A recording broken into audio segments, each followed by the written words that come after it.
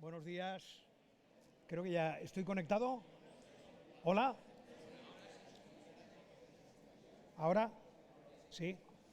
Pues buenos días a todas y a todos. De verdad que más que bienvenidos a este acto, que es un acto, es más que un acto universitario, es un acto entrañable de la gran familia UPV, con todos nuestros amigos y amigas que habéis podido venir, exalumnos.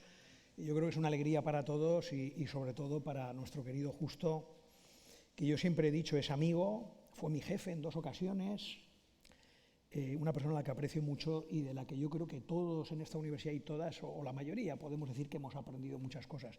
Y seguro que él nos dirá que también ha aprendido de nosotros, leyendo nuestras emociones, nuestras intenciones, porque siempre ha sido una persona que se ha caracterizado por el posibilismo, por tratar de dejar hacer a la gente.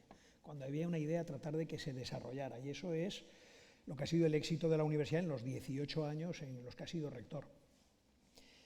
Mantener la memoria de una institución no es fácil, el día a día se nos come y en esta universidad tenemos ya más de 50 años, eso ya es mucho. Algunos de nuestros centros tienen incluso mucha más solera y mucha más historia y eso es algo que evidentemente hay que querer y yo siempre lo digo. Pero en estos 50 años han pasado muchas cosas y hay algunas aportaciones que han hecho pues, algunos profesores y profesoras en algunos momentos. Pues Rovira escribió un libro hace poco, Romero, uno sobre los orígenes de lo que era la Politécnica. Hay varias contribuciones, todas muy valorables y muy interesantes.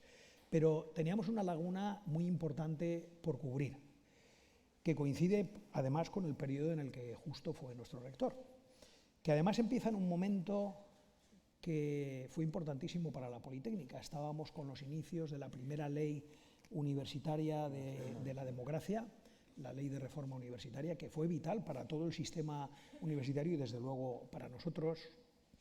En aquel momento éramos una universidad muy joven, muy pequeña. Los números, además, en este libro hay uno de los capítulos que es 2 miradas, ¿no? Y ver la mirada al principio y la mirada al final. El salto es espectacular. Había más cosas. Yo recuerdo una de las cosas en las que estuvo Justo metido y fue partícipe junto con su equipo era bueno, que la Generalitat, esto era a principios de los 90 y luego se concretó a finales de los 90, hiciera un plan de financiación que verdaderamente fuera objetivo y de alguna manera fuera más equitativo para el conjunto de las universidades valencianas. Ese fue otro momento muy importante para la universidad, los planes de inversiones. Un momento en que España despegaba en muchos aspectos, había que aprovechar aquello, una universidad, como digo, joven, con 18 años, que cuando sale con 18 años más es una universidad ya madura, de absoluta referencia, y en la primera edición del ranking de Shanghai, ese que todos mencionamos, ya estaba la universidad, sin haberlo pretendido, porque ni existía el ranking, y desde entonces estamos ahí, y aparecemos ya durante bastantes años como la primera tecnológica española. Y esto tiene un extraordinario mérito en el cual no pensamos, pero nosotros bueno, nos codeamos con 2 grandes politécnicas, como son la de Madrid y la de Cataluña, lo quiero mencionar, con las que tenemos una excelente relación, pero no tenemos un entorno demográfico e industrial tan potente como el que tienen esas 2 universidades. Y aún así, estamos en los rankings claramente por encima en excelencia científica, en innovación y también en formación, que es una de las grandes preocupaciones y que también en esta etapa se hizo un cambio de rumbo muy importante para mejorar la calidad de la formación que impartíamos, para innovar en la formación. Y voy a terminar enseguida pasándole la palabra a mi querido Justo, hablando un poquito del origen de este libro. Esto había que cubrirlo.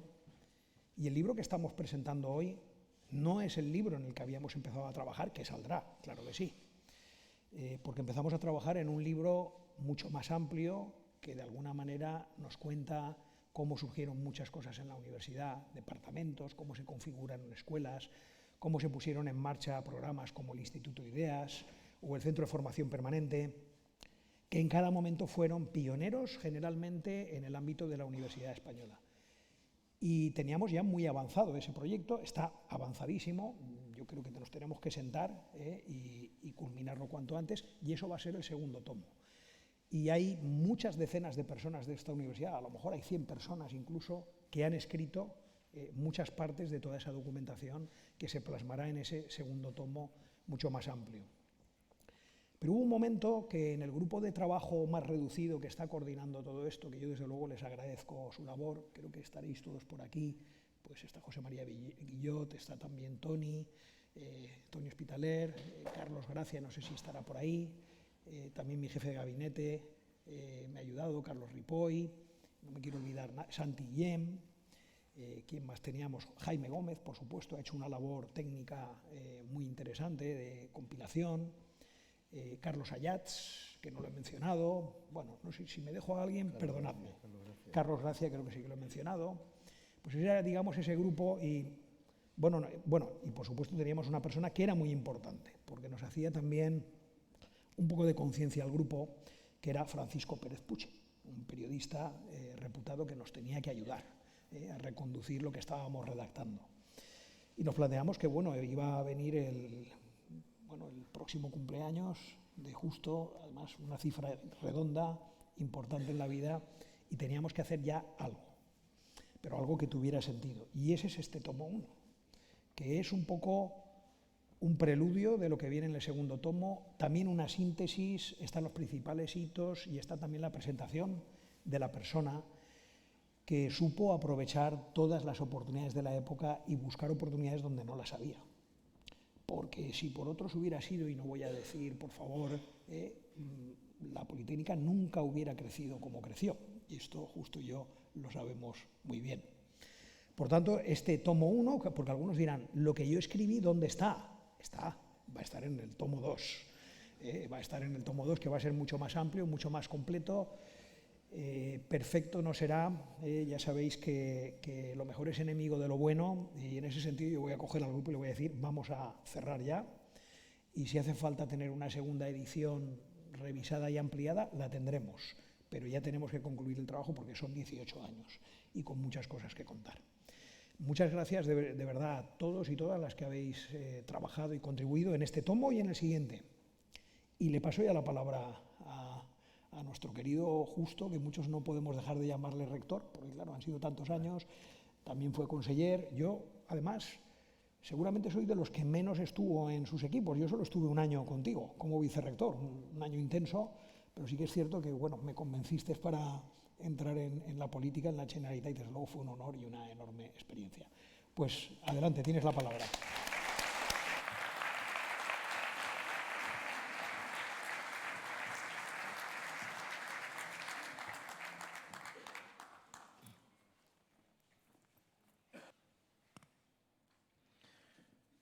Querido rector, señor rector, distinguidos rectores de las universidades colombianas que nos acompañan y otros miembros de la comunidad universitaria colombiana, distinguidos autoridades, amigos, señoras y señores, miembros de la comunidad universitaria, señoras y señores. El señor rector, don José Capilla, ha decidido hacer presente la historia de la UPV en las primeras 6 legislaturas, el RU, 1986-2004, también llamadas democráticas.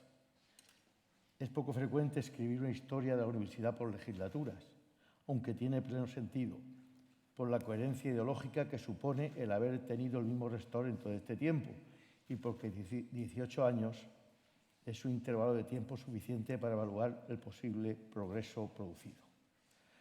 Un segundo hecho, también poco frecuente, en los hagiógrafos de las universidades, es que la historia la van a escribir los propios protagonistas de los hechos. Esta estrategia de escribir la historia de la UPV por legislaturas y por los protagonistas ha dado lugar a 2 tomos. El tomo 1, que es el que hoy tengo el honor de presentarle a ustedes, que hace énfasis en el conjunto de ideas de gobierno, gobernanza y gestión y AGIPROC, y que también enfatiza el papel del rector en esta etapa como facilitador y felicitador de tareas de gobernanza y, sobre todo, del gobierno de situaciones complejas y sobrevenidas, ideas que han motorizado a la UPV para que, a su vez, ésta sea motor de la sociedad próxima a la que debe servir.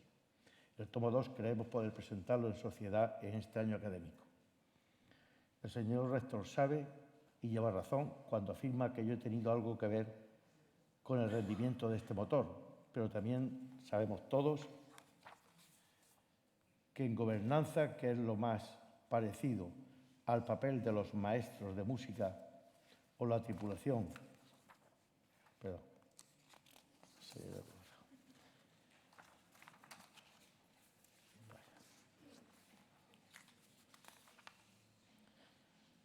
también sabemos todos que en una orquesta, si no hay músicos, no hay música. Por bueno que sea el director de la orquesta, la partitura y la batuta. Si no hay buenos y motivados maestros de música, no hay ni buena música ni orquesta. Hacen falta maestros de música que digan: este es mi momento, voy a sacarle al piano, al violín, al saxofón, la música que llevan dentro. Por cierto, que eso y no otra cosa es el método socrático de docencia. Solo se puede aprender aquello que ya se sabe previamente, o al menos así parece que ocurre. Como decía Sócrates: no me matéis, que solo soy un comadrón, porque le mataban porque se llevaba cosas malas, que solo soy un comadrón, solo intento sacar lo que el alumno lleva dentro. Machado, que también era profesor, lo decía de otra manera: el maestro ha de ser un profesor de obviedades, porque solo se puede aprender lo que es obvio, obviamente, claro. El señor rector también ha querido hacer coincidir la presentación del libro Tomo 1 con la visita de una delegación de rectores y autoridades universitarias colombianas a la UPV. Esta coincidencia tiene gran simbolismo, pues Colombia ha sido el país hermano en donde la acción de la UPV, amistosamente convenida con las universidades colombianas, ha sido la más fructífera.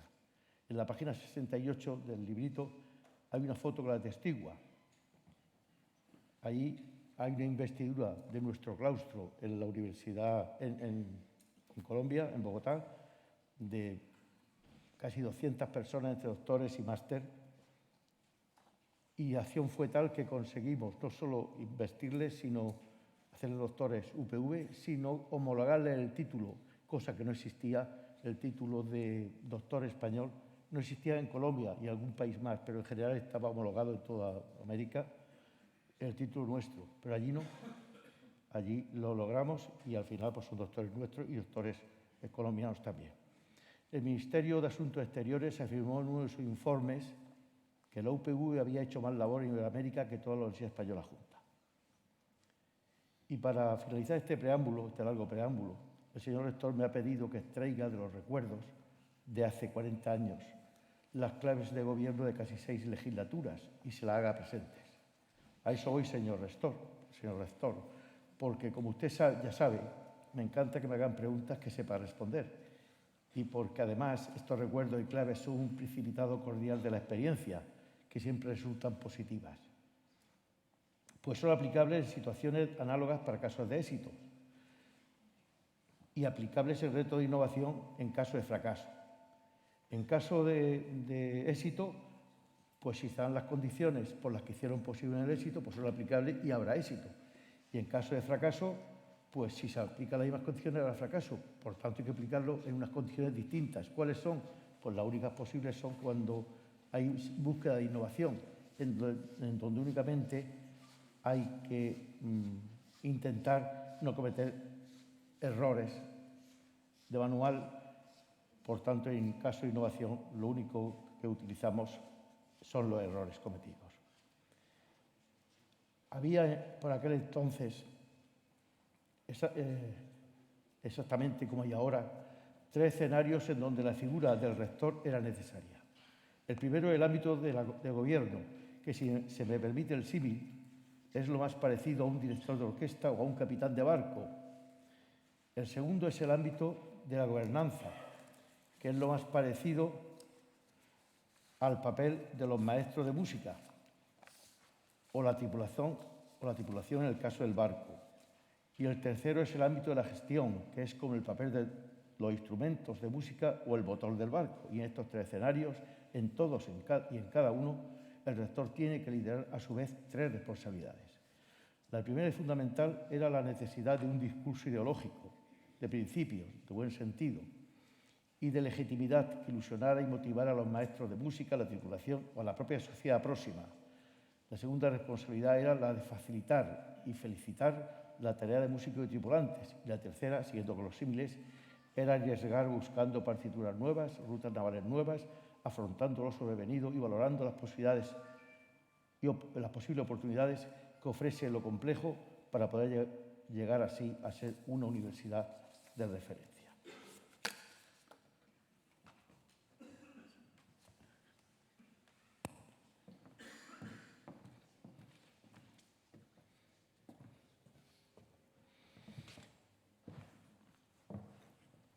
Como les prometía, aquí están los tres escenarios de se juega el papel del rector y los símiles correspondientes. Gobernanza, gobierno, gobernanza y gestión. Con tres responsabilidades, una ideológica, una de facilitador y otra de búsqueda de oportunidades. Y finalmente, un desideratum.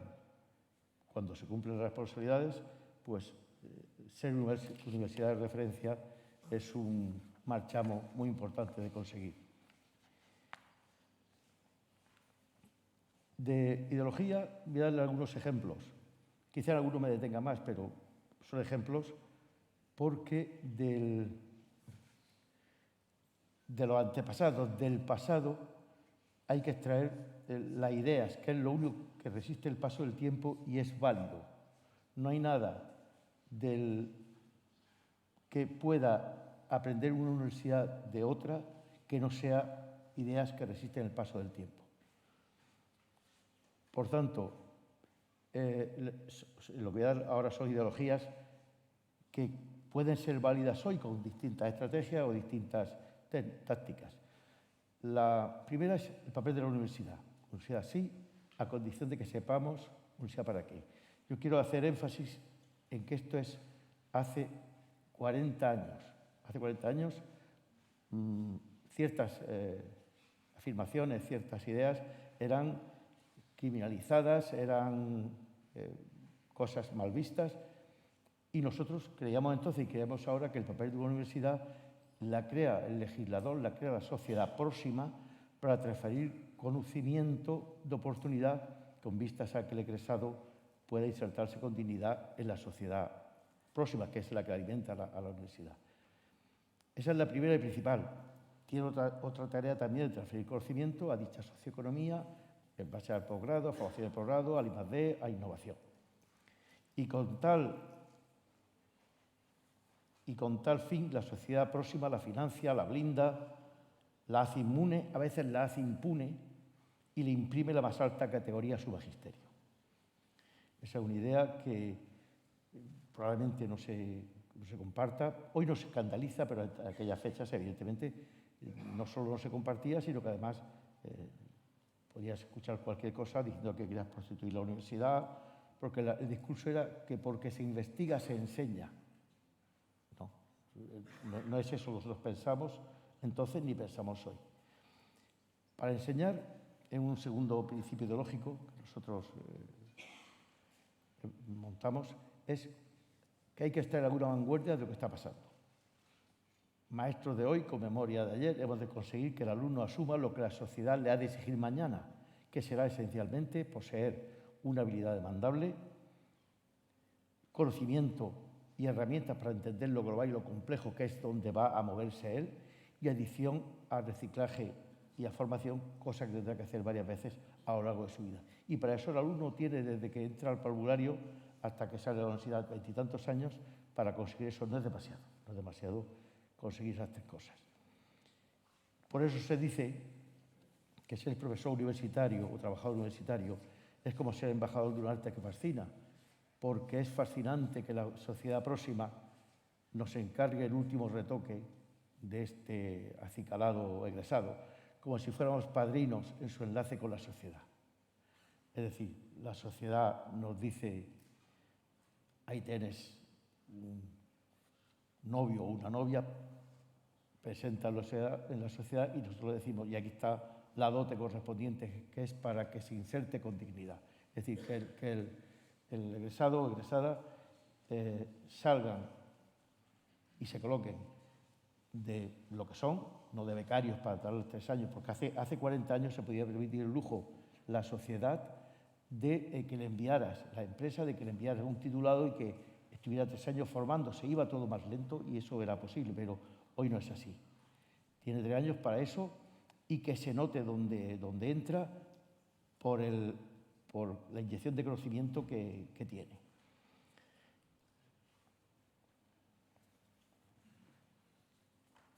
Por tanto, el primer empleo con dignidad forma parte de la universidad y es la única medida del éxito de la primera misión de esta, que lo que la universidad está haciendo sea lo que la sociedad necesita.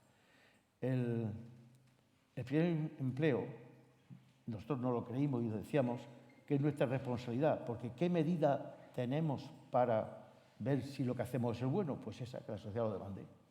Y entonces, pues sí, si eso es así, pues hemos acertado.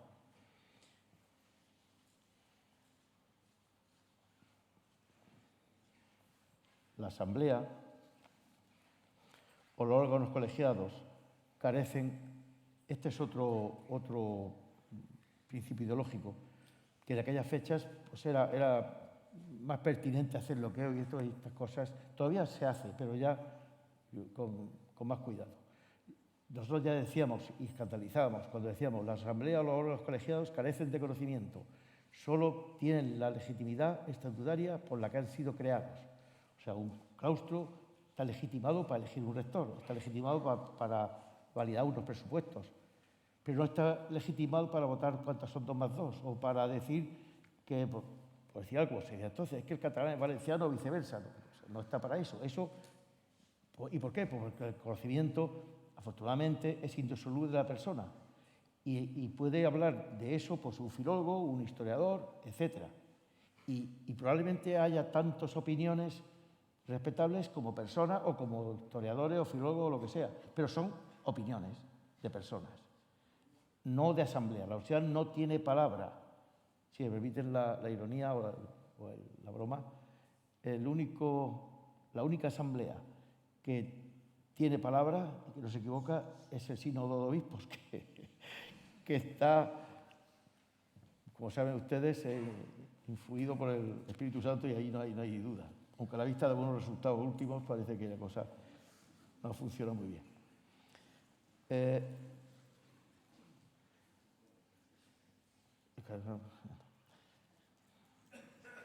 Otra iniciativa ideológica es que hay que apoyar todas las ideas porque el conjunto de las ideas están las buenas.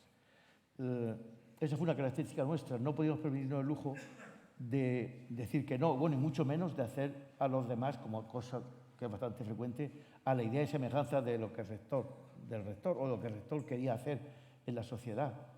La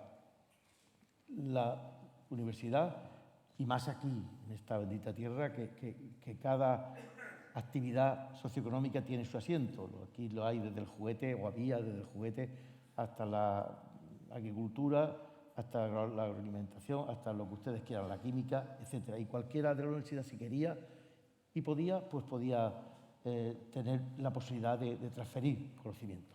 Entonces, la política fue y funcionó, y por eso seguimos con esa política. Es decir, quiero hacer esto, necesito ayuda, pues bien, ya está. ¿Quiere algo más? Pues sí, no sé, pues quiere algo más, le decía al rector al candidato de ayuda. Y al final decía, no quiero más. Pues bueno, pues lánzate, haz lo que sepas hacer, que nosotros nos encargaremos de todo lo demás. Haremos de banco, haremos de gabinete jurídico, haremos de facilitador, de administrativo, etcétera, etcétera. Lánzate y arriésgate, y haz lo que sepas hacer. Porque si te pasa algo, estaremos en tiempo real para ayudarte incluso. Si te pasa algo, estaremos a tu lado enseguida. Y eso funcionó. Cuando decimos aquí, el profesor y el investigador deben hacer solo aquello en lo que son expertos y arriesgar en ello si es necesario. La universidad, ¿arriesgar por qué? Pues porque si es verdad que yo decía que no encargaros de lo que sabéis hacer, pero no le decía dónde, le decía exactamente, y si es posible, en la frontera, por si hay un poco de holgura y podéis hacer algo. Uno se llama emprendedora cuando se mueve alrededor de lo que la legalidad vigente permite, porque ese era uno de nuestras líneas rojas. Nosotros siempre estaremos dentro de la legalidad vigente y del buen sentido. Pero tú puedes ponerte la legalidad vigente en el centro de la legalidad vigente o puedes ponerte en el extremo. Bueno, pues en el extremo estábamos nosotros viendo las oportunidades que permitía el espacio de operaciones y eso nos vino muy bien. Por cierto, que la universidad, con independencia de aquellas dos tareas son las importantes, la universidad puede y debe generar conocimiento, pero con estructuras jerárquicas, organizadas y eficientes, y en general no académicas, aunque pueda haber excepciones con ciertos aspectos de la ciencia. Hay personas, ámbito de la ciencia, ciencias tipo filosofía o tipo matemáticas o algo así, en donde, ciencias teóricas, en donde la ciencia normalmente va con el profesor y no necesita más aparatos y más infraestructura ni más nada, más que la ciencia que lleva encima, para producir una teoría, un teorema o...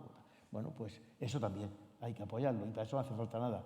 Pero en general el desarrollo tecnocientífico exige estructura, exige equipos full time, exige equipos con disciplina y que vayan funcionando con objetivos, etc. Otro aspecto ideológico es uno que tiene mucha vigencia también hoy, y es que nosotros lo seguimos y fue el que usamos en Colombia y usamos en los países que hacíamos fuera, las acciones que hacíamos en tipo internacional, y era el de suma lo que tienes, lo que obtienes de los demás amistosamente convenido, con lo cual tienes más de lo que tenías, y a él, si hace lo mismo, tú tienes más de lo que tenías. Y esa operación pues valió para que pudiéramos hacer una labor que pocos hacían, porque nos perseguía, es como la amistad, que es probablemente la más grande de o una de las más grandes relaciones humanas que existen, porque está basado en que yo soy tu amigo porque quiero darte algo, porque quiero. Y si tú haces lo mismo conmigo, pues eres mi amigo y los dos salimos ganando porque tenemos más y somos más fuertes de lo que teníamos. Como decía, solo teníamos dos líneas rojas, la legalidad vigente y el buen sentido. Podríamos seguir diciendo cosas de ideología, pero en este orden nos movíamos. Todo lo que le he dicho era válido entonces y válido ahora. Lo que pasa es que con otros planteamientos, evidentemente, con otras estrategias y otras tácticas. De facilitador, que son los papeles del rector importantes, pues para poder decir a un profesor lánzate y olvídate de lo demás, pues nosotros tenemos que tener herramientas modernizadas y eficaces. La gracia nuestra es que en todo lo que hacíamos estaba todo por hacer, tal que en todo lo que hacíamos éramos los primeros. En temas de mejora universitaria, en temas de acciones con la sociedad, en temas... No había otra universidad que estuviera en el mismo papel que nosotros. En general, a las universidades no le interesaban dos aspectos que nosotros los volcamos en ellas enseguida. No le interesaban ni el mundo cercano ni el mundo global. Le interesaba la corte, le interesaba el poder, el próximo, ser un poco alguien en la sociedad donde estaban, en general. Claro, yo vi como rector la posibilidad de volcarme a la sociedad próxima, a la socioeconomía próxima y volcarme hacia el mundo. Y claro, y pasamos, pues, en poco tiempo va a ser una universidad reconocida y de referencia. El primer presupuesto integrado que se hizo en una universidad española fue aquí. El presupuesto integrado significa que no un presupuesto en donde cada partida tienes un capital, una cifra, y tienes que gastarte esa, y si sobra de esa no puedes traspasar a otra. Entonces esto lo hicimos nosotros y luego fuimos copiados, pero esto lo hicimos. La primera red local universitaria, está Elías de los Reyes que lo sabe, se hizo aquí. Programas de formación de profesores y PAS, aquí. Hasta incluso simulación de oposiciones. Aquí montamos tribunales, como o sea, tribunales iguales o idénticos a los que luego el candidato iba a encontrarse en Madrid. Entonces eran oposiciones de muchos años, de muchos ejercicios, perdón. Y aquí lo montamos, traíamos catedráticos de fuera, simulábamos los ejercicios, se hacía la votación y se explicaba por qué se había votado. Y eso pues, fue muy útil porque una de las cosas que necesitábamos eran titulados, catedráticos, etc. Montamos un gabinete jurídico para dedicarnos a los pleitos que venían por impagos o por mil razones. Aquí llegamos a tener centenares de pleitos vivos porque en según qué plaza se acaba una plaza y era recurrida por todos los demás. Pues yo digo un montón de recursos. El jurídico que normalmente ganaba casi todo o todo. Una unidad técnica para no depender de la consellería correspondiente. Nosotros tenemos nuestra propia unidad pues, para dar visto bueno a las obras. Puertas abiertas de noche en la universidad, pues en la universidad, si un profesor quería venirse aquí y trabajar de noche, pues por supuesto faltaría más. Como estaban abiertas las puertas del rector, no las 24 horas del día, pero pues de las 8 de la mañana o antes de las 8 hasta las 10 de la noche normalmente. La escuela de estiu, por si faltaba algo, para que el profesor no se fuera el mes de julio que tenían los hijos vacaciones, pues le montamos la escuela de estiu para que los chiquillos estuvieran aquí y el profesor pues no tuviera que irse de aquí. El centro de formación de posgrado, de prácticamente 0 alumnos a 40.000 alumnos. Se creció, pues, ¿por qué? Pues porque, y ese es un tema, el posgrado, uno de los temas de futuro claramente. El posgrado está condenado a ser algún día una universidad cerebro en donde cualquier formación que se demande se pueda armar con cualquier formación demandable, se puede armar con la categoría suficiente, venga de donde venga, me refiero de la propia universidad, de la sociedad, de profesionales, del fin del mundo, etcétera, para dar servicio de todo tipo y condición, desde el más alto nivel siempre que se necesite transferir a la sociedad conocimiento hay que dárselo. El CTT, el Centro de Teología, que está Vicente y que sabe muy bien lo que hicimos, pues una forma de transferir conocimiento a la sociedad del generado aquí o del que teníamos disponible para transferir. Llegamos hasta poner en los parques tecnológicos una oficina de la UPV. En Paterna teníamos una oficina para que los empresarios de Paterna vinieran a preguntar allí in situ del parque tecnológico de Paterna, a preguntar pues, dudas y fue una especie de ventanilla única para derivar hacia la universidad por las propuestas que había. Parvulario, pues lo mismo. Parvulario era una idea también de adicción, de generar adicción, porque un chiquillo que empezaba para aquí con el parvulario, conseguía con la escuela de estiu, pues era alumno seguro de la Universidad Politécnica de Valencia. Claro. Servicios comerciales en el campo. Esto fue gracioso porque fuimos muy criticados. A mí me llamaban el tendero, porque ¿qué quiere ser tendero este hombre? Y pues yo peluquería electrónica, papelería, librería, etcétera, etcétera. Hasta venían 2 veces por semana o así, creo, la policía que llevaba pasaporte y llevaba DNIs a hacer aquí los papeles y la gente no tenía ni que salir. Aquí se venía, se hacían los trámites correspondientes. Una editorial de libros, antes había pues, un sitio donde hacía unos apuntes escondidos que se abría un ratito. Y hicimos una editorial de libros que tenemos centenares de títulos y portados por todo el mundo. Una oficina verde, también referencia que no existía en España. Fuimos premio Blume en deporte, como verán ustedes ahí, porque tuvimos una actuación deportiva en instalaciones y en personas impresionante. Una piscina olímpica, velódromo, el único velódromo que existe en la Universidad Española, un trinquete, un rocódromo, pabellón polideportivo para 4 pistas de tenis simultáneas, 2 campos de fútbol, etc. Una oficina de información, una calidad de servicios que pues, seguramente muchos de los que están aquí de la universidad no la conocen, pero es una oficina que va de norte a sur, o más bien dividida de este a oeste, casi, en donde cabe un coche por debajo y que puede recorrerla en coche y donde van pues, todas las instalaciones de todo tipo, cosa que era un problema porque siempre que había inundaciones el nivel freático es muy alto y siempre que había inundaciones pues quedaban problemas. Servicio de auditoría, la casa del alumno. Yo creo que no sé si existen algunas casas del alumno en España ya, pero esta fue la primera y hoy es una maravilla porque se ha celebrado hace poco los 50 años o así. 20 años. Y es un sitio donde un alumno puede estar día y noche, puede recibir a su familia, tiene sus propios aulas informáticas, etcétera, etcétera. un órgano centralizado de emergencia y seguridad, un campo escultórico, yo creo que es único en España, fondo de arte. Aquí tiene sentido, uno ya no está para competir con los museos de la ciudad en cuanto a arte, pero aquí tenemos la suerte de tener una facultad de Bellas Artes y de igual forma que quisimos que los edificios fuesen de arquitectos distintos para que sirvieran de ejemplo y de magisterio y de aprendizaje a los propios alumnos de arquitectura, un campo escultórico podía tener un poco la misma finalidad cara a los alumnos de Bellas Artes. Y aparte, pues hoy estamos muy orgullosos del campo porque es sencillamente muy bonito el campo de esculturas que tiene, que lo logramos hacer sin detraer recursos de la universidad.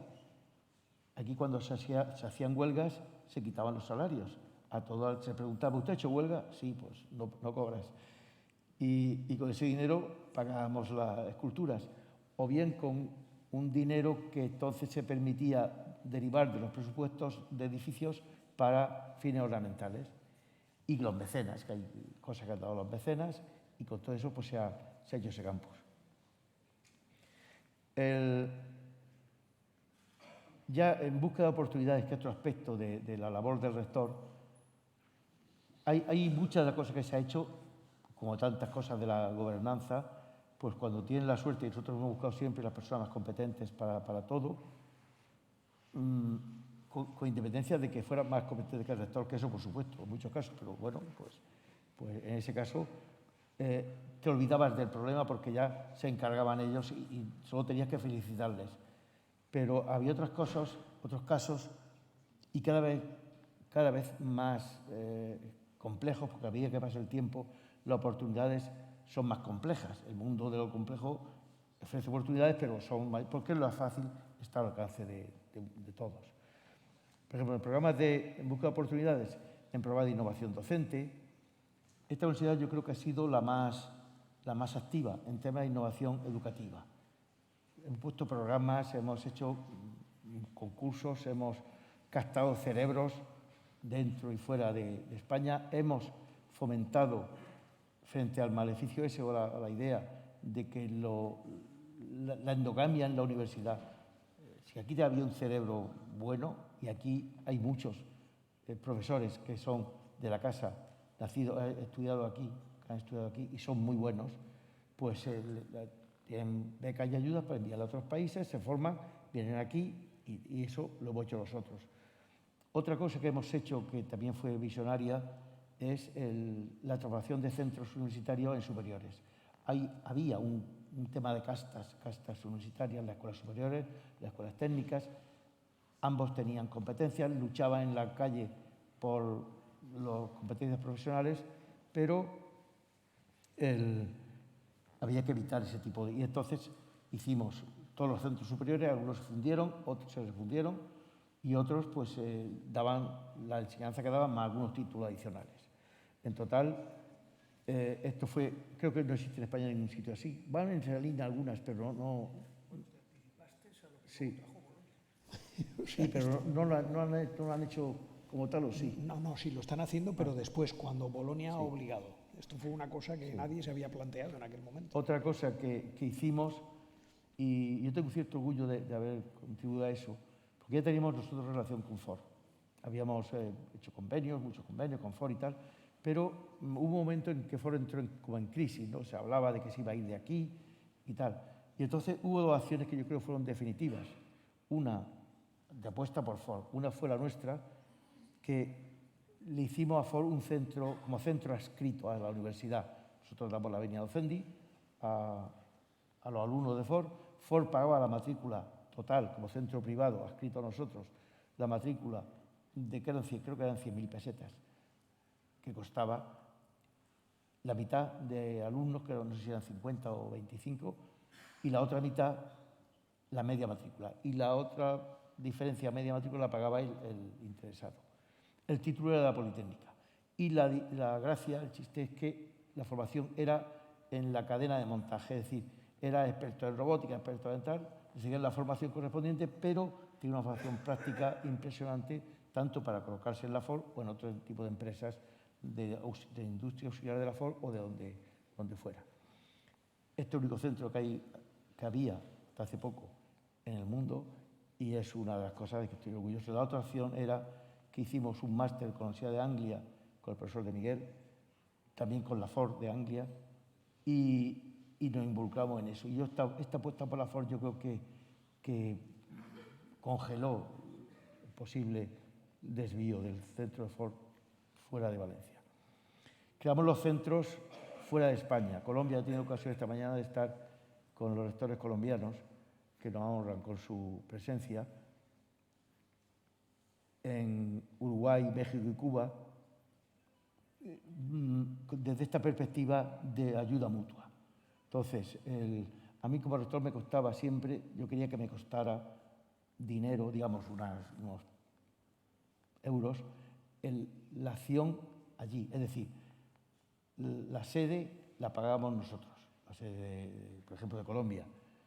Pero informábamos unos programas de doctorado, etcétera, en donde se cobraba la hora, pues según se entendían y conveniaban los profesores y tal, y las universidades correspondientes, se impartía la docencia allí, un profesor y daba la docencia, luego unos profesores, y después se daban, desde el primer día ya tenían unas tesis doctorales en marcha, y luego se traían aquí y se culminaba la investigación, y así se pasó, pues prácticamente no tenían doctores. Eran estas universidades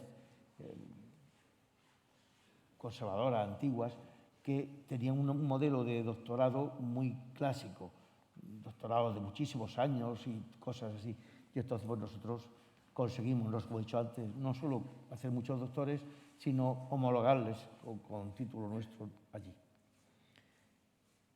Un centro mixto árabe que también se hizo pensando en el empleo y en las oportunidades, que es el Centro MUS, que es un centro que armamos con los Emiratos Árabes, con una universidad Hammam, en donde alumnos de extracción árabe de Marruecos, de los Emiratos, de aquí, de España, recibían 3 títulos, podían tener uno de los 3 títulos oficiales nuestros, que fueron creados para eso, electrónica empresariales e informática, y también el título correspondiente árabe. Y la idea era que estos muchachos, o muchachas, estos chicos, estos estudiantes, se vincularan desde el primer año a algún tipo de empresa de aquí, y en esos 2 años, pues o bien se podían llevar a su vuelta pues una representación de producto valenciano, una empresa valenciana, o bien al revés, o bien crear algún vínculo de este tipo. Porque las armas que tiene una universidad para establecer relaciones, oportunidades y consecuentemente posibilidades de empleo son muchísimas, muchísimas. Y además, cuando estás convencido de que eso es tu labor y la medida de lo que hace es bueno. Y entonces el centro mixto pues, fue un centro de esas características. Otra cosa que hicimos, que tampoco hizo nadie, fue crear la primera asociación de empresas de aquí. Aquí la asociación ABAN, ya hace muchos años que se creó y no creo que exista ya, pues empezamos a crear empresas cuando tocaba y creamos pues, centenares de empresas. La asociación tenía 60 o 70 empresas. Bueno, pues es una acción que le daba categoría a la universidad y le daba prestigio a la universidad. Creamos la Ciudad de Innovación, Instituto Estratégico, Instituto UPV, las entidades no convencionales de investigación, las ENCIS. Es decir,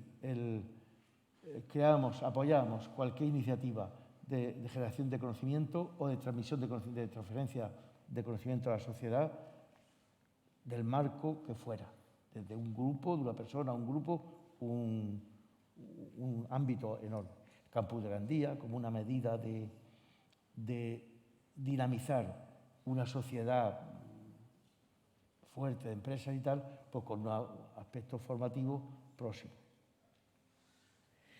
Y un ideal o una cosa que viene muy bien es ser en algunos aspectos especialmente brillantes, incluso con alianzas. Es decir, la idea esa de suma lo que tienes, lo que tengas de mí, amistosamente conveniado, es genial para buscar un interlocutor y en base a la suma de estas dos potencias, armar algo en donde tú puedas decir, es que en esto soy, gracias a la alianza, soy muy bueno. Pues bien, eso es una de las... Nosotros hemos sido, y es hoy, una universidad de referencia en muchos aspectos.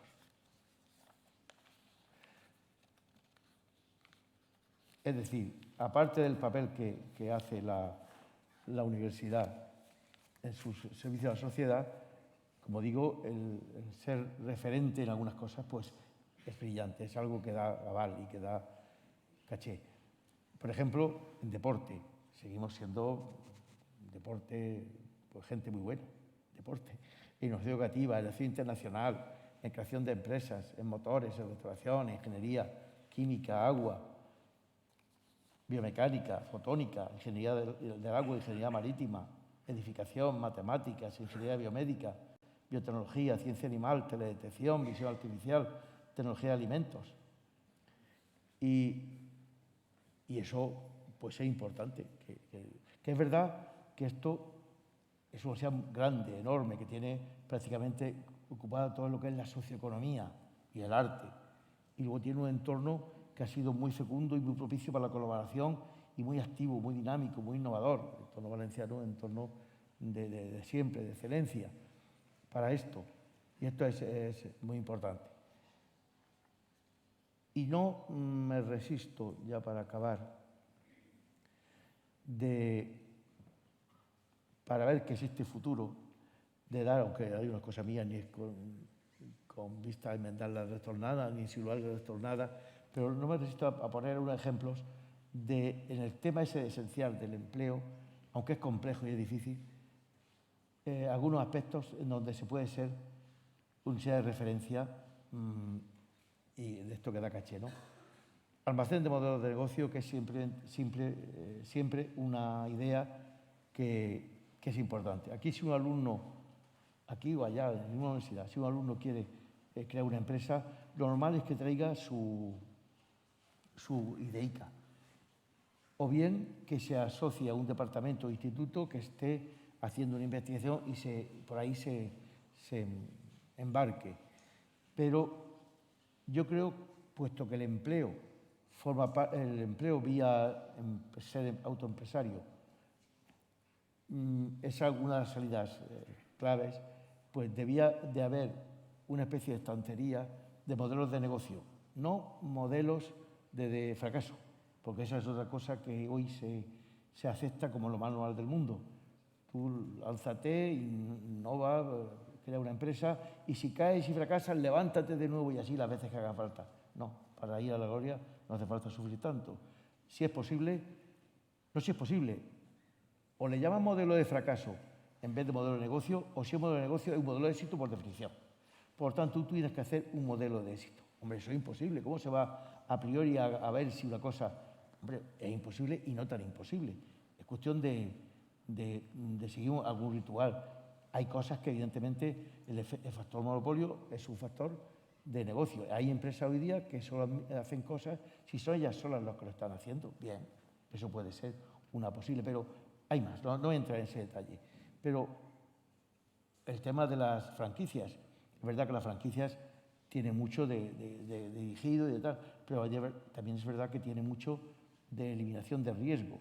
Por tanto, un almacén donde haya este tipo de cosas, para que un alumno diga, yo quisiera ser empresario, ¿qué pues? Pues mire, elija, aquí hay un almacén de cosas.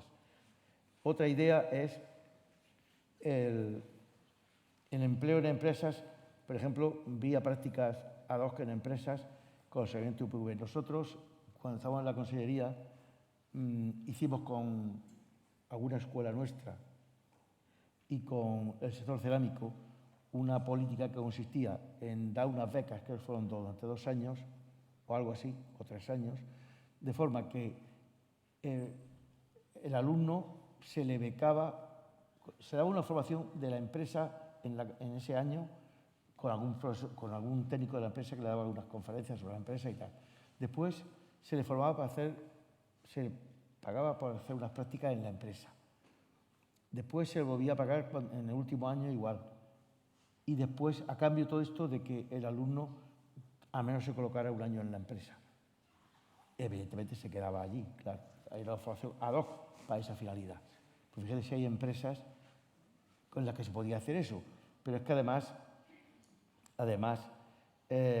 hay otra vía que sería, fíjense si hay polígonos industriales, que sería, por ejemplo, decir, pues señor del polígono industrial, ponga un ingeniero en su vida.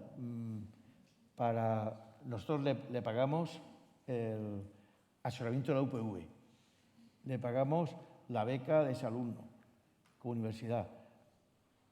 Y tiene usted dos opciones, o bien que utilice la empresa para montar un spin-off con vista a sustituir lo que usted está haciendo, porque usted está sobreviviendo más o menos, no va a resistir 3 años así, y esto puede ser la salida suya, o que se incorpore como cosocio al cabo de un cierto tiempo.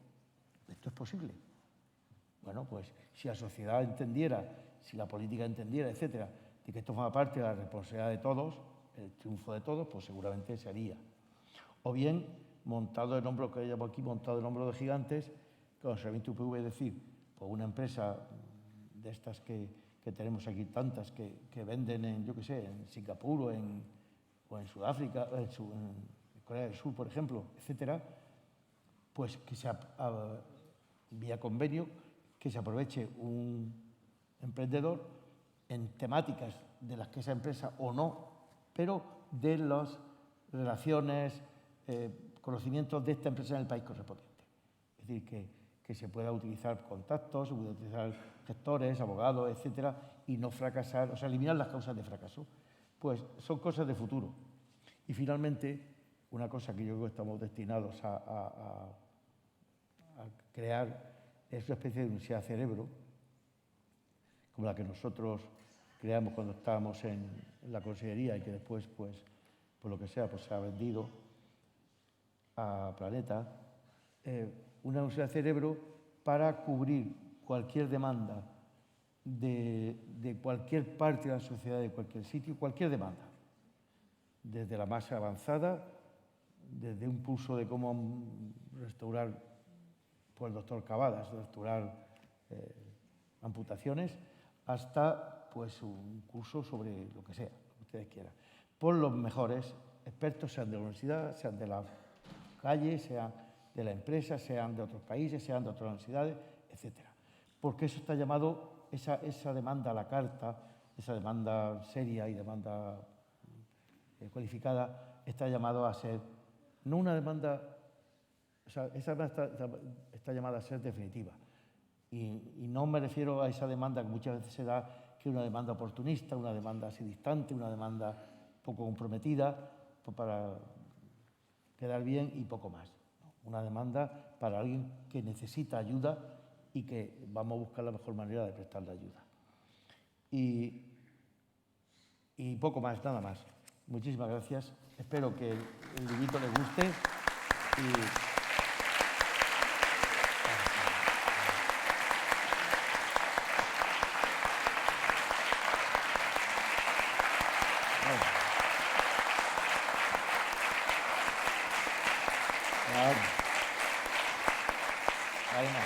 Pues muchas gracias, Justo, por haber podido estar con nosotros para la presentación de este primer tomo. Los años pasan en balde, don José. Que hay mucho más de lo que has podido decir. Además, la verdad es que se ha quedado muy bien en todos los sentidos. El texto, esa entrevista, donde está la persona, está la trayectoria de la universidad, y la verdad es que la colección de fotografías es espectacular. Podría haber puesto alguna más, pero bueno, ya. Bueno, cuando venga la segunda revisión, la edición ampliada y revisada, pero bueno, el segundo tomo, como os decía, va a ser mucho más amplio, porque está prácticamente listo.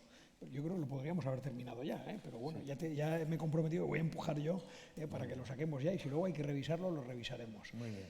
Y desde luego, muchísimas gracias a toda la comunidad universitaria que han trabajado y colaborado en esto muy generosamente, porque la memoria de una institución es fundamental. Y yo creo que es algo que debemos a los que vengan a la universidad y se hagan cargo de la universidad en el futuro. No es para nosotros, es para el futuro.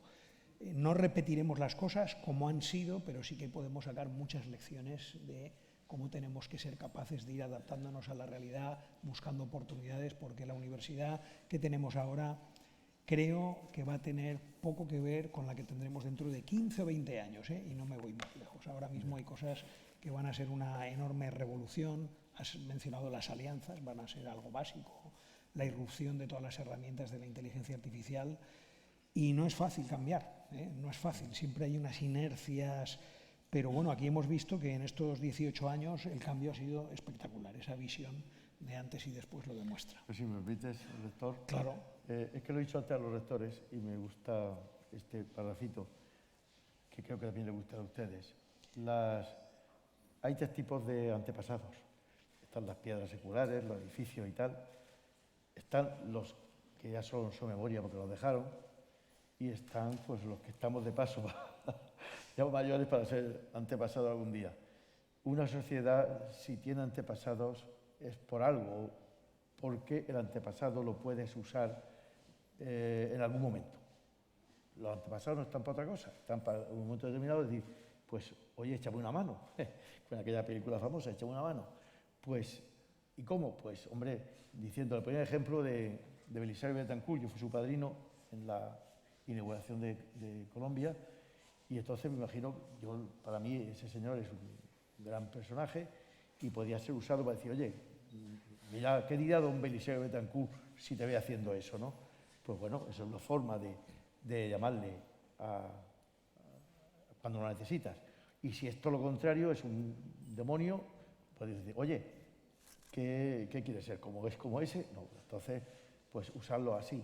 En el caso del edificio es más claro, el edificio o te acompaña en el viaje al futuro o se hunde. El edificio no está paseado, el edificio, la piedra secular y todo eso está para que te acompañe en tu viaje. Entonces le das vida, él se gana la vida. Por ejemplo, los edificios que tenemos en Alcoy, que es un campus que hemos recuperado, edificios de Carbonell y de Tórica y Ferrandis, que estaban pues destinados a ser ruinas y están pues allí acogiendo una universidad fantástica en una plaza y tal. Eso. Y nosotros, pues si algo podemos ser útil en este sentido, pues encantados de la vida para servir a la sociedad, que es todo. Hay de aquella sociedad que no es capaz de reconocer sus antepasados, de pervertirlos, de ignorarlos, de anularlos, etcétera, etcétera. Pues por lo menos, de entrada es menos fuerte, porque uno es más fuerte cuando suma a todo lo que hace, pues la posible ayuda que dan los antepasados. Yo quiero agradecer...